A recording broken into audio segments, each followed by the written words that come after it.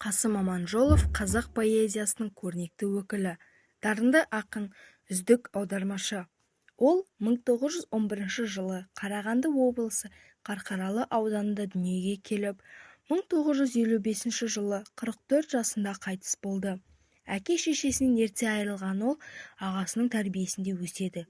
Алғаш ауыл мектебіне сауат ашады. Кейін 1924 жылы Семейдегі интернатта оқуын жалғастырады. 1924-1930 жылдар аралығында Семей мал дәрігерлік техникумында білім алады.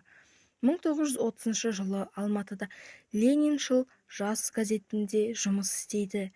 1931 жылы Оралдағы Екпінді құрылыс газетіне қызметке орналасады. Ұлы Отан соғысының басынан майданға араласып, 1946 жылға дейін әскер қатарында болады.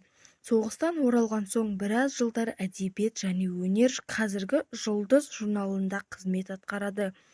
Алғашқы жыр жинағы 1938 жылы Өмір сыры деген атпен жарық көреді.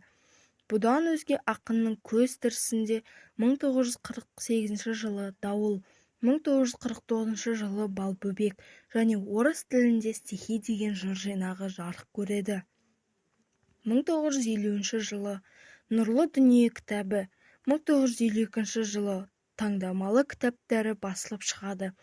Қасым Аманжолов қан майдан, туған жер, достық пен махаббат тақырыбын ерекше екпінмен жырлаған.